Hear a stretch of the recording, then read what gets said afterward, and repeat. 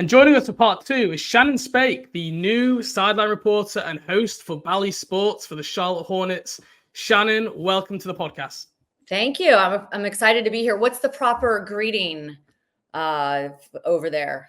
Oh, we'll go with that. Good day. If you want to go to this, that's more Australian. That's more Australian. Good day. Just how do you do? Let's lean the full British. You know, the holiday stereotypes. Let's lean in fully. How do you do? Nice to meet you. Thank you for having me. You too. And you were just announced a couple of weeks ago you're going to be joining the Bally Sports team. I guess firstly, for people who might not know you, I know your background more recently has been in NASCAR. Maybe just tell Hornets fans a little bit about yourself. Did you support an NBA team growing up? Where are you from? How did you get to here now being on the sideline and being the host for Bally Sports? Yeah, so I've covered racing, NASCAR for 20 years. I was at ESPN and Fox. I covered college football and college basketball for about 6 years while I was at ESPN. That was up until about 2017. And then from 17 until most recently, it's been NFL, National Football League, and NASCAR.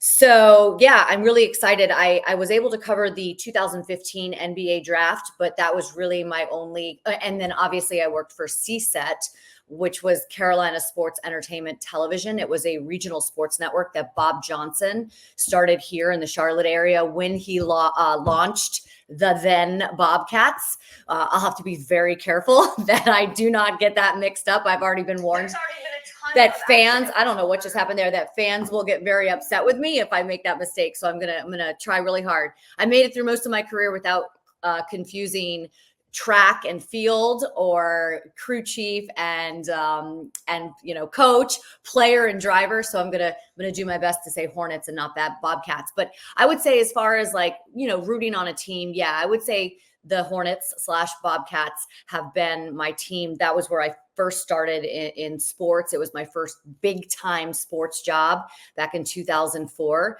So I've always had a special place in my heart for this team for sure. Yeah, and I saw you mention that was your first big time sports job was covering the then Bobcats back in 2004 time. Yeah. Is any memories from that season? I don't know how long you covered them for, but anything that sticks out covering the team, whether a player, a coach, a moment, an interaction, the feeling around the city, just anything from that time, which is a key part now in Hornets or then Bobcats history. Everything. It's funny because there are so many parts of my life and my career that I kind of forgotten and I don't remember, but I absolutely remember everything about that because it was my first opportunity to really be on camera.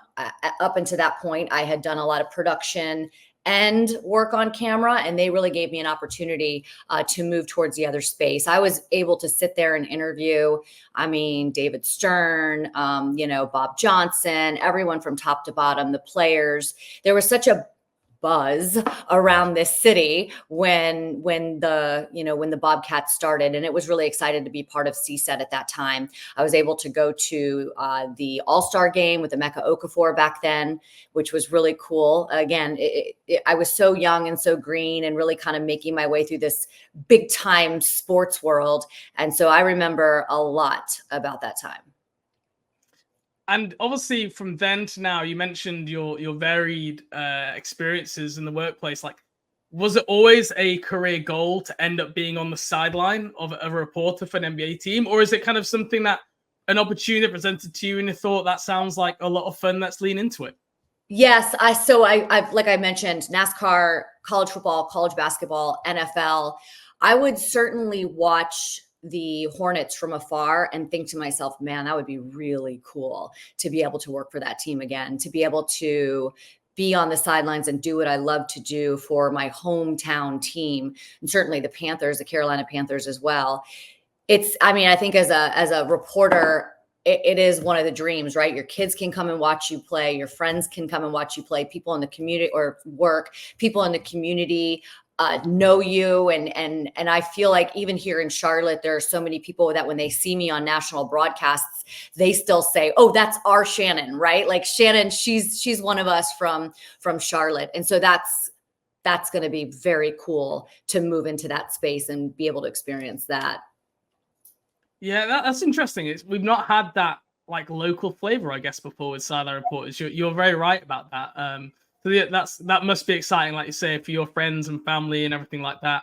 Yeah. I've not thought about that. That's a really I was interesting only able opportunity. to cover a handful of Panthers games over the years, but every time I did, it was just awesome because you would see. I mean, I'd be like, "Hey, hi!" Like people on the on the sideline, like camera operators, other reporters that are in the area. Like you all kind of started and came up in the same place, and so kind of you're home, right? You're working a game at home, and the people that are around you are people that you run into the grocery store and you run into at church and you run into in various schools. And so it's going to be very cool to kind of represent the team and the city and my family in that capacity. Is there anyone still working on the media side for Bally or for Charlotte who were when you first started back in 2004? Are there anyone who's like stayed all the way through? I'd have to look to see when Dell Curry started. So I do feel like maybe he was part of that broadcast with Stephanie Reddy. I feel like they did a lot of that stuff. And I know Eric Collins really well from a networking group that we're part of here in Charlotte. And some of the other folks I'm meeting for the very first time, I'm actually having lunch with our producer today. We've already started meetings, media day next week, obviously, and it's going to be crazy. I'll get to meet all the players and, and the coaches and the owners. And there's just so much newness that I think it's really cool for me to be kind of getting in at this point and starting this journey at this point, because there's so many people that are new to their roles. And certainly I'm new to this role as well. Yeah, you mentioned about Eric and Dell. You mentioned about kind of you cross paths with Dell before Eric and networking group. What's it going to be like working with them? You said that you watched the Hornets broadcast from afar, so I guess you'll know what to expect, right? You've seen them in action. Yeah. How are you feeling about that? And like how does the interview process for this work? Do you go in and like practice with those guys, or like how does that whole process happen? Yeah, I mean, I've been doing it for 20 years and I have worked with so many different teams, so many different crews. So this is not foreign to me at all. I mean, I feel like the last 8 years in the NFL, I think I've worked with 5 different crews, and that's from top to bottom: producers, directors, play-by-play, analysts. And so I am really used to kind of getting in there and figuring things out. I'm not like pushing my way through. I want to conform to what they already have because the formula works so well. They're fun, they're light, they enjoy each other, they really have a good time. And that's really truly my style of reporting and hosting and all of that stuff as well. In NASCAR, rain delays were one of my favorite things in NASCAR because it's so ad lib and you're just kind of flying by the seat of your pants and having a good time. And that's really important to me in this role. And so certainly when this job was offered to me, the opportunity to be part of this crew who does have fun and keeps it light and loves to tell stories was one of the factors that I was like, man, I am excited about this opportunity.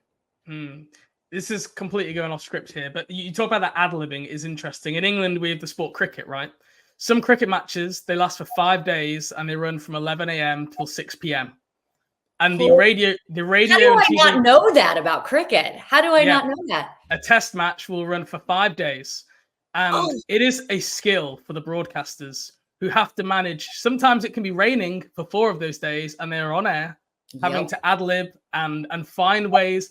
And it's a very kind of strange place you find when you almost become like narrator of life, right? It's really interesting, but completely off script there. Look into it. It's fascinating. If you haven't already.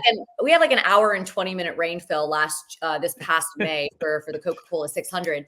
And I think that, that it gives you the ability to kind of let the viewer in on the joke, right? Yes, like the viewer, and that's what they like. Yeah, like the viewer, like, hey, we are winging it right now. We're going to make mistakes, right? We might say wrong names. We might run out of stuff to say at some point and be kind of like just grasping for things, but y'all are a part of it, right? Like we're letting you in on the secret. We're letting you in on the fun. And that's really cool to just be so loose and so conversational and have so much fun that the viewer feels like they're a part of it. Yeah. And, by answering about Eric and Dell, you kind of revealed some Hornets fans have been worried they're not going to be back next year, right? I don't know if you've seen this out there, but there is worry there. So I guess this can act as a little bit of confirmation there that Eric and Dell, breaking news. Eric and Dell will be back next year with Shannon for the broadcast. So I'm sure everyone will be very happy about that. I guess sideline interviews. Let's get into those. They can be tricky, right? We've all seen the interviews where coaches give coach speak answers. They don't really want to speak to the sideline reporter, but they have to because of media rights. Or you can get really kind of, sometimes the coaches play with the reporters by giving like a terrible answer or a question back.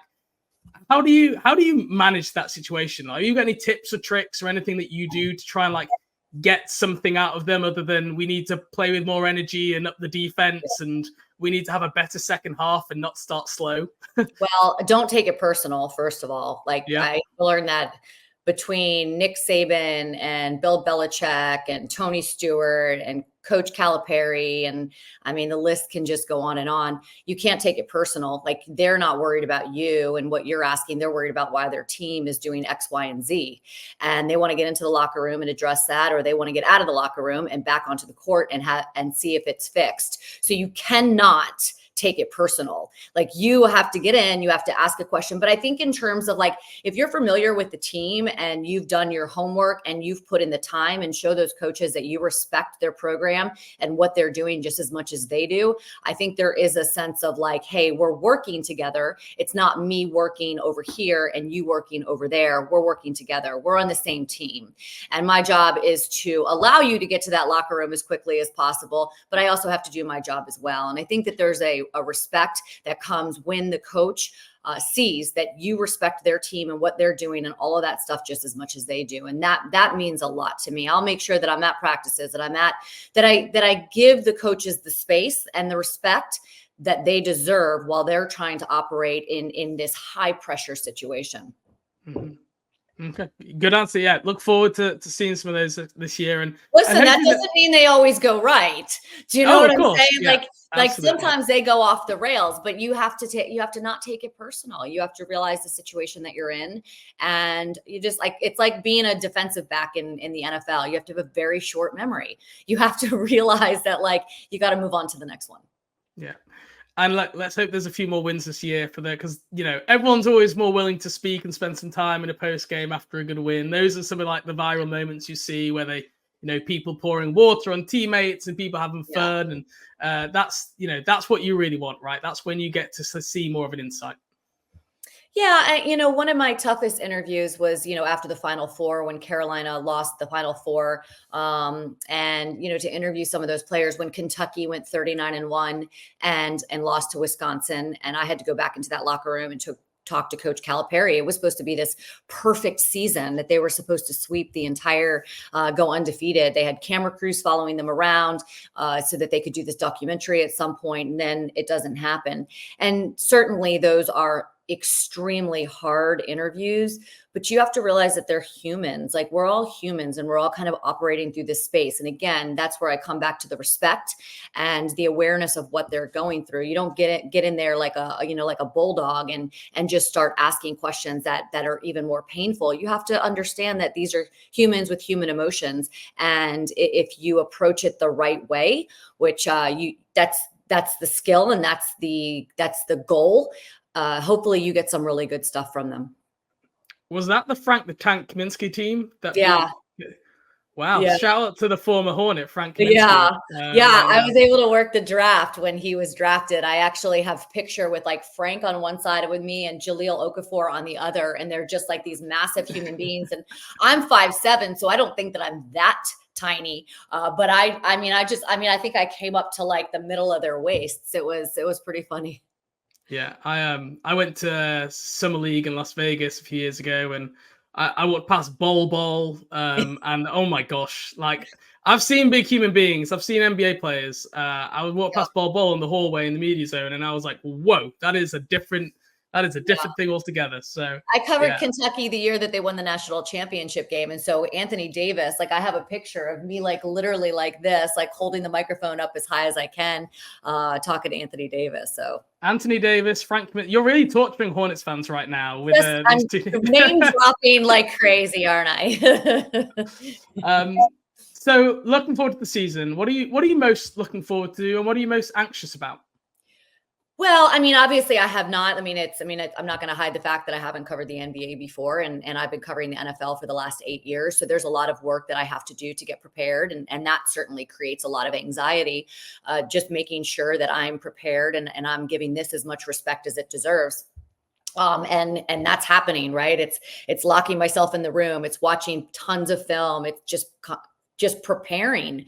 And I think that that's a big thing, and getting to know these guys and making sure that I establish a really good relationship with everybody that I come across in the first couple of weeks, in the first couple of months. So I think it's a new territory for me. It's the first day of school at a brand new school. And so I think there's always going to be some anxiety when that comes, but it's also excitement. It's excitement to move into a different space in my career, to learn how to do new things, to push myself and push my boundaries and listen, I mean, and doubt myself too. I think, when you get into a rhythm and a groove and you've been doing the same thing for a very long time, it gets very, I don't want to say easy because it's never easy, but you get comfortable, and to be uncomfortable is to grow, and to say, oh shoot, I messed up. I need to do that better. Maybe I'm not that good here. Like all of those things that you question at this point in my career is great. It's fun. It's what you want to do to grow as a professional. And I'm absolutely looking forward to that. Like it's going to be hard. It's going to be uncomfortable. It's going to be like playing football in the rain, where it just doesn't feel right. But then I can't wait to get in my groove and be like, hey man, this is awesome. I'm covering the NBA. I'm going to some of these amazing venues with the best athletes and the most skilled athletes out there who do it at the absolute top level. And that's awesome. Well, look, I know the Charlotte Hornets fan community, you are pushing against an open door. They want to love you, right? They want the broadcast crew. They're so proud of the broadcast crew. It's one of the few things I think in recent years that Hornets fans can stand up and say, we got one of the best broadcast crews in the country. So I think you're going to be just fine fitting in. I can tell that already. So if you're listening to this, please, and I think you will have probably seen and felt some of that warmth, right, across social media when it got announced, with people reaching out and like a lot of positivity. So I think you'll enjoy it. Yeah, it's very exciting. I mean, it's exciting. It's nerve-wracking, but it's exciting. I'm really excited to get started. And then also, all the folks that are in NASCAR that have watched me do NFL for so many years, have watched me do college basketball, have watched me do college football. They're so proud because I'm their person as well. I've been in the NASCAR garage since 2006. And so whenever they see me, they're always like, she's doing it. And so to be able to make the move now to the NBA, I'm very, very blessed. I don't know if you remember in the Bobcats era, they did NASCAR jerseys. Do you remember this? Yeah. Where they had the side black and white checkered. I had a Raymond Felton NASCAR jersey back in my younger days. That's awesome. Maybe I can make the crossover happen again. Yes. Maybe I bring can it back. bridge the gap between Concord and Charlotte. I think so. Well, Shannon, thank you so much for joining us. Before you go, I'm going to key you with a quick quiz game here. Okay. I've got some quotes from Eric and Dell, and you've watched the broadcast. You know their style, their metaphors that they use.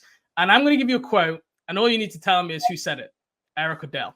Okay. You are putting me on the spot. Like the fans just started to like me, and now they're going to be like, fraud. She should totally know this. So I'm not going to do the voice because I know I want to hear you try and do the voice. But the first one is with the guts of a cat burglar. I'm going to say Eric. Correct. Well done. Oh! You've done your research. There's 4. You got 1 out of 4. Oh God, there's 4. Can we just stop there while we're on top, please? Well, we can edit it out. If you go wrong, we can start editing out. No, I know it's fine. I'm joking. More drama than a second grade lunch table. I'm going to say Eric again. That one's Dell. but he's only used it once. That's a hard one. I started so strong. I will say that since 2020, I have a list on my phone of every metaphor that Eric or Dell have ever made. Send those to me. I'll send it to you afterwards. Yeah, I've written an article about this. Yeah, it's a thing. I was like, I need to start tracking these and like create a dictionary of phrases. So this is where I've got them from. The next one is, and this is one in your wheelhouse, with the swagger of a NASCAR veteran. I mean, listen, 50-50. I do not like tests. I am not a good test taker, which is why I do TV. I guess Dell, just because he's been in this area for a really long time. Oh, it was Eric. Okay, that's it. That's it. I'm tapping out. I'm tapping out. That's okay. That's okay. We started strong. Well, look, you're gonna get to know a lot of these, I think, over the years, as you get to work with the crew. But Shannon, we're really excited to have you as part of Hornets fans' lives, right? I think they're all excited for the new season, and best of luck with the new job, and hope everything goes well. And we look forward to seeing you on our screens for the rest of the season. Thank you so much. I appreciate your time today.